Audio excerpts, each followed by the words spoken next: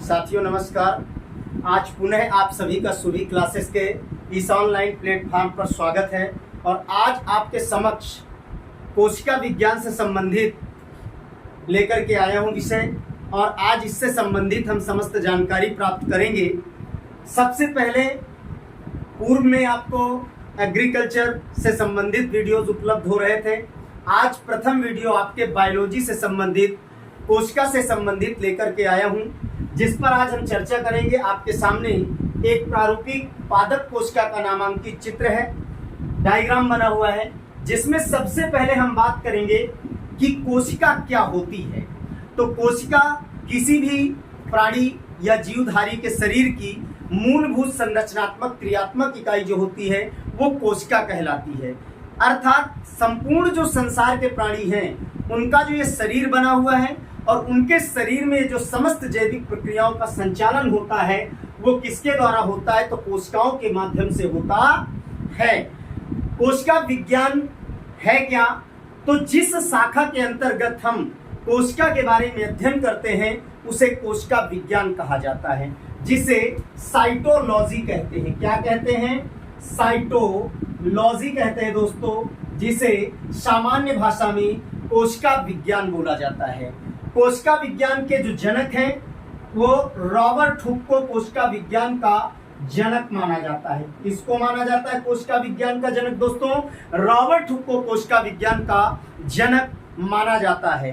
तो कोशिका विज्ञान का अध्ययन जो हम करते हैं विज्ञान की शाखा के अंतर्गत करते हैं, जिसे साइटोलॉजी कहते हैं और रॉबर्ट हुक को कोशिका विज्ञान का जनक माना जाता है। बात आती है कि विभिन्न प्रकार की कोशिकाओं से जीवधारियों का शरीर बना होता है, जिसमें सबसे छोटी कोशिका की अगर बात करें तो सबसे छोटी कोशिका जो होती है माइकोप्लाज्मा। सबसे छोटी कोशिका माइकोप्लाज्मा, सबसे छोटी कोशिका माइकोप्लाज्मा होती है, पीपीएलओ। और अगर हम सबसे बड़ी कोशिका की बात करें तो शुतुरमुर्ग का अंडा, यानी शुतुरमुर्ग का जो अंडा होता है वो सबसे बड़ी कोशिका होती है। शुतुरमुर्ग का जो अंडा होता है वो सबसे बड़ी कोशिका होती है।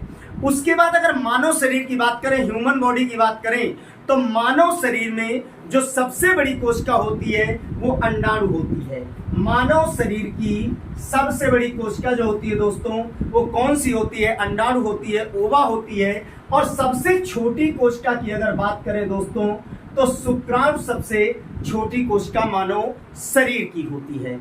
उसके अतिरिक्त अगर मानव शरीर की सबसे लंबी, बड़ी नहीं, लंबी शाखान्वित कोशिका की बात करें तो वो तंत्रिका कोशिका, यानी कहने का तात्पर्य है न्यूरॉन, जो मानव शरीर में सूचनाओं का आदान प्रदान करती है, प्रतिवर्ती क्रियाओं का नियमन व नियंत्रण करती है।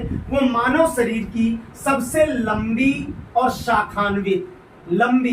शाखान्वित कोशिका जो होती है वो न्यूरॉन होती है, जो सूचनाओं का आदान प्रदान करने का कार्य करती है। सबसे छोटी कोशिका मानव शरीर की शुक्राणु है, सबसे बड़ी अंडाणु है, सामान्य माइकोप्लाज्मा सबसे छोटी है और सबसे बड़ी कोशिका दोस्तों शुतुरमुर्ग का अंडा है। और कोशिका का अध्ययन कोशिका विज्ञान के अंतर्गत यानी साइटोलॉजी के अंतर्गत करते हैं। कोशिका विज्ञान का जनक रॉबर्ट हुक को माना जाता है। उसके बाद अगर हम बात करें कि कोशिका विभाजन की बात का मैटर है, लेकिन फिलहाल कोशिका विभाजन दो प्रकार का होता है, अर्धसूत्री और समसूत्री।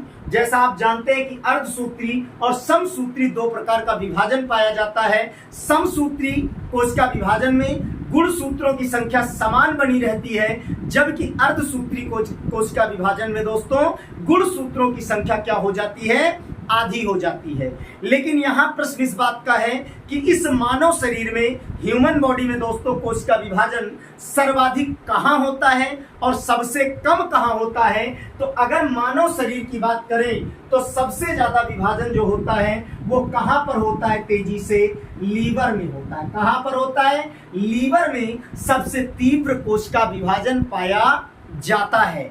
सबसे कम की बात करें, सबसे ज्यादा लीवर में, और सबसे कम जो होता है वो कहां पर होता है दोस्तों? तो मस्तिष्क में सबसे कम कोशिका विभाजन पाया जाता है या सबसे कम कोशिका विभाजन होता है।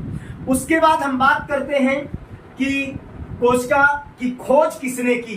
तो कोशिका की खोज की अगर बात करें तो रॉबर्ट हुक नामक वैज्ञानिक ने कोशिका की खोज की।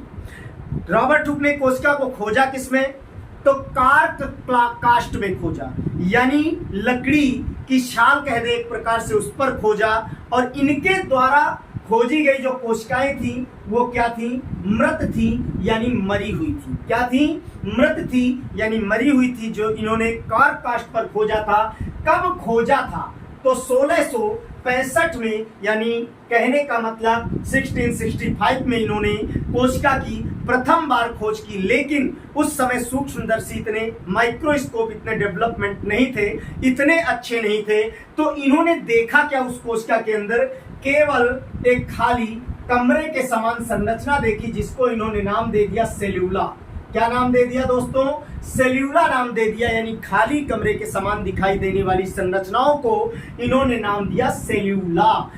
और इनके द्वारा एक पुस्तक लिखी गई रॉबर्ट हुक के द्वारा, जिसका नाम है माइक्रोग्राफिया। क्या नाम है दोस्तों? माइक्रोग्राफिया नामक पुस्तक में इन्होंने इस बारे में चर्चा किया, बताया। तो रॉबर्ट हुक के द्वारा लिखी गई दोस्तों पुस्तक का नाम माइक्रोग्राफिया है। और 1665 में इन्होंने कोशिका की खोज की रॉबर्ट हुक ने, अर्थात कोशिका का जनक इन्हें माना जाता है। और उसके अतिरिक्त जो है इन्होंने खाली कमरे के समान संरचनाएं देखी, जिनको इन्होंने सेल्यूला नाम दिया। उसके बाद हम बात करते हैं कि इसके बाद जीवित कोशिका को किसने खोजा। तो जीवित कोशिका की खोज जो की गई वो किसके द्वारा की गई? तो जीवित कोशिका की खोज लीवेनहॉक के द्वारा। किसके द्वारा की गई? लीवेनहॉक नामक वैज्ञानिक के द्वारा की गई। कब की गई? 1674 में जीवित कोशिका की खोज लीवेनहॉक नामक वैज्ञानिक ने की, जिसमें इनका पूरा नाम है एंटोनी वॉन लीवेनहॉक नामक वैज्ञानिक, यानी एंटोनी वॉन लीवेनहॉक नामक वैज्ञानिक ने 1674 में क्या किया? जीवित कोशिका की खोज की। किसकी की? जीवित कोशिका की खोज की। उसके बाद अगर हम बात करें कि जो कोशिका विज्ञान है, इसके अंतर्गत नई नई खोजें चली। तो आधुनिक कोशिका विज्ञान का जनक किसे कहा जाता है? तो आधुनिक कोशिका विज्ञान का जनक सीपी स्वानसन को कहा जाता है। किसको कहा जाता है? सीपी स्वानसन। सीपी स्वानसन जो ये हैं, इनको आधुनिक कोशिका विज्ञान का जनक कहा जाता है। आधुनिक कोशिका विज्ञान का जनक सीपी स्वानसन को कहा जाता है। ए.के. शर्मा को भारतीय कोशिका विज्ञान का जनक कहा जाता है। उसके बाद मैं बात करता हूं कि सबसे पहली बात आती है कि कोशिकीय जीव संगठन के आधार पर किस प्रकार से हैं, क्योंकि मैंने कहा जितने भी जीवधारी प्रकृति में पाए जाते हैं सबका जो अपना शरीर है ये कोशिकाओं से बना हुआ है। किसी प्राणी का शरीर दोस्तों असंख्य कोशिकाओं से बना हुआ है, यानी मल्टी सेल्यूलर है, यानी उनको बहुकोशिकीय कहा जाता है। यानी ऐसे जीवधारी जिनका शरीर असंख्य कोशिकाओं से बना है, बहुत सारी कोशिकाओं से बना है, उन्हें बहुकोशिकीय यानी मल्टी सेल्यूलर कहा जाता है। जैसे पादप एवं जंतु, ये सभी उच्च कोटि के प्राणी मल्टी सेल्यूलर के अंतर्गत आते हैं। यानी कहने का तात्पर्य यह है कि बहुत सारी कोशिकाओं से इनका शरीर बना हुआ है। जबकि अगर एक कोश की जीवधारी की बात करें तो ऐसे जीवधारी जिनका शरीर केवल एकल कोशिका से बना है और समस्त जैविक क्रियाएं उसी एक कोशिका के द्वारा संचालित की जाती हैं, उन्हें क्या कहा जाता है? एक कोशिकीय कहा जाता है। जैसे एक सिंपल सा एग्जांपल है अमीबा। अमीबा जो प्रोटोजोआ संघ के अंतर्गत आने वाला प्राणी है, ये कैसा है? एक कोशिकीय है और समस्त जैविक क्रियाओं को एक ही कोशिका के द्वारा संचालित किया जाता है। इसे यूनिसेल्यूलर कहा जाता है, यानी केवल एक कोशिका का बना हुआ है। तो ऐसे प्राणी जिनका शरीर बहुत सारी कोशिकाओं से बना है, भिन्न भिन्न कोशिकाओं से बना है, भिन्न भिन्न कोशिकाएं भिन्न भिन्न जैविक क्रियाओं को संचालित करती हैं, वो क्या कहलाते हैं? बहुकोशिकीय यानी मल्टी सेल्यूलर कहलाते हैं। ऐसे प्राणी जिनका शरीर एक कोशिका से बना हुआ है और सभी जैविक क्रियाएं उस एक कोशिका के द्वारा संचालित होती हैं, तो वो एक कोशिकीय कहलाते हैं। जैसे उदाहरण मैंने अमीबा जो प्रोटोजोआ संघ के अंतर्गत आता है, एग्जाम्पल के रूप में आपके सामने प्रस्तुत किया। उसके बाद प्रोकैरियोटिक, यूकैरियोटिक, दो प्रकार की संरचनाओं और जीवधारियों के बारे में बात करते हैं। तो प्राकैरियोटिक क्या होते हैं? प्राकैरियोटिक का मतलब होता है ऐसी कोशिकाएं जिनमें केंद्रक अनुपस्थित होता है या अल्प विकसित होता है। प्राकैरियोटिक कोशिका की अगर हम बात करें, अगर कोई पूछता है तो ऐसी कोशिका जिसमें केंद्रक अनुपस्थित होता है या अल्प विकसित होता है, सबसे पहली बात। दूसरा, ऐसी कोशिकाओं में 70 इस प्रकार के राइबोसोम पाए जाते हैं। डीएनए और हिस्टोन प्रोटीन नहीं होती है, अनुपस्थित होती है। डीएनए और हिस्टोन प्रोटीन अनुपस्थित होती है। 70 इस प्रकार के राइबोसोम पाए जाते हैं। कोशिका द्रव्य बिखरा हुआ होता है और उसके अलावा केंद्रक अल्प विकसित या अनुपस्थित होता है। ऐसी जो कोशिकाएं होती हैं वो प्राकैरियोटिक कोशिकाएं कहलाती हैं। क्या कहलाती हैं? प्राकैरियोटिक कोशिकाएं कहलाती हैं। जबकि यूकैरियोटिक कोशिकाओं की मैं बात करूं तो यूकैरियोटिक कोशिकाओं में 80 इस प्रकार के राइबोसोम पाए जाते हैं, सुस्पष्ट केंद्रक पाया जाता है और डीएनए हिस्टोन प्रोटीन उपलब्ध पाए जाते हैं। पादप एवं जंतु इसके उदाहरण हैं, एग्जाम्पल हैं। तो इस प्रकार से एक कोशिकीय, बहुकोशिकीय, प्रोकैरियोटिक कोशिका, यूकैरियोटिक कोशिका के बारे में हमने जाना। अब एक छोटी सी बात और कर लेते हैं, कोशिका सिद्धांत की थोड़ी सी बात कर लेते हैं। कोशिका सिद्धांत की अगर हम बात करते हैं तो कोशिका सिद्धांत में सबसे पहली बात है, यहां पर मैं लिखता हूं दोस्तों, कोशिका सिद्धांत। तो कोशिका सिद्धांत की अगर बात करते हैं तो किसने दिया? तो एक वैज्ञानिक थे स्लाइडेन, जिनको एम स्लाइडेन, और दूसरे थे टी स्वान। ये दोनों जर्मनी के वैज्ञानिक थे। कहाँ के थे? जर्मनी के। और दोनों वैज्ञानिक भिन्न भिन्न अलग अलग थे। एक वनस्पतिज्ञ था यानी बॉटनी से संबंधित था और दूसरा जूलॉजी से संबंधित था। दोनों ने कोशिका सिद्धांत दिया। कब दिया? 1838 और 39 में कोशिका सिद्धांत इन दोनों वैज्ञानिकों ने दोस्तों प्रस्तुत किया। और कोशिका सिद्धांत के अनुसार इन्होंने बताया कि सभी प्राणियों का शरीर कोशिकाओं से बना होता है और सभी प्राणियों के शरीर की संरचनात्मक व क्रियात्मक मूलभूत इकाई क्या होती है? कोशिका होती है। इनके द्वारा इस सिद्धांत को प्रतिपादित करने के पश्चात एक वैज्ञानिक दूसरे आए जिन्होंने उस पर संशोधन किया। कब? 1855 में। यहां लिख देता हूं, 1855 में। उनका नाम था रूडोल्फ विर्चाओ या विर्चो, रूडोल्फ विर्चो।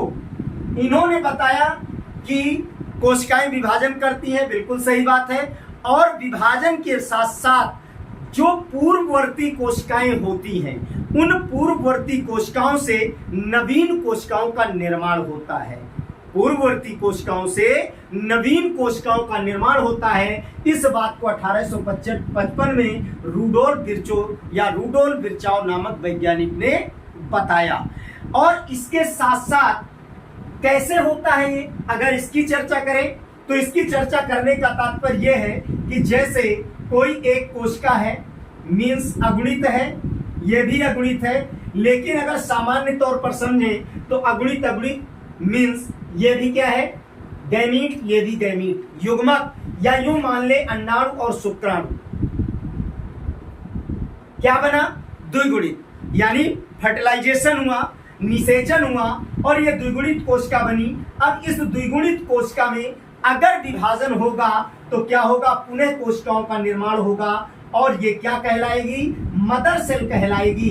तो ये क्या कहलाएंगी? Daughter cell कहलाएंगी। और जब पुनः इनमें विभाजन होगा तो क्या होगा? फिर इनमें क्या होगा? डटर सेल बन जाएगी, तो ये मदर सेल बन जाएंगी। इस प्रकार से प्राणियों के शरीर में निरंतर कोशिकाओं का विभाजन चलता रहता है। और जब कोशिकाओं का विभाजन चलता रहता है तो इस प्रकार से शरीर क्या करता है? वृद्धि करता है, विकास करता है। क्योंकि हमारे शरीर में कोशिकाओं के विभाजन का लाभ क्या है? तो जैसे ऊतकों की टूट फूट हो जाती है तो उसके मरम्मत का कार्य कोशिकाओं के द्वारा किया जाता है। शरीर में समस्त होने वाली जैविक क्रियाओं का संचालन कोशिकाओं के द्वारा किया जाता है। उसके अलावा जो कोशिकाएं होती हैं ये हमारे शरीर में मुख्य संगठक के रूप में क्या करती हैं? कार्य करती हैं और वृद्धि एवं विकास में अत्यंत सहायक होती हैं। इतना ही नहीं, जो लैंगिक जनन होता है या अलैंगिक जनन होता है, सेक्सुअल रिप्रोडक्शन या असेक्सुअल रिप्रोडक्शन, उसमें भी कोशिकाओं की दोस्तों बहुत बड़ी भूमिका होती है। तो इस तरह से आज हम कोशिका के कुछ प्रमुख नामों के बारे में या उसकी भूमिका के बारे में, इंट्रोडक्शन के बारे में हमने जाना। और यह आपके सामने जो कोशिका का चित्र है, इसके माध्यम से कल हम कोशिकांगों का अध्ययन करेंगे, कोशिकांगों के बारे में जानेंगे। कुछ कोशिकांग जंतु कोशिका में भिन्न होते हैं, पादप कोशिका में भिन्न होते हैं, तो इसके बारे में हम कल प्रमुख रूप से जानकारी प्राप्त करेंगे। आज हमने इतना ही जाना। सभी लोग वीडियो को ज़्यादा से ज़्यादा शेयर करें, लाइक करें, सब्सक्राइब करें और पुनः जुड़ने का प्रयास करें। आप सभी का धन्यवाद।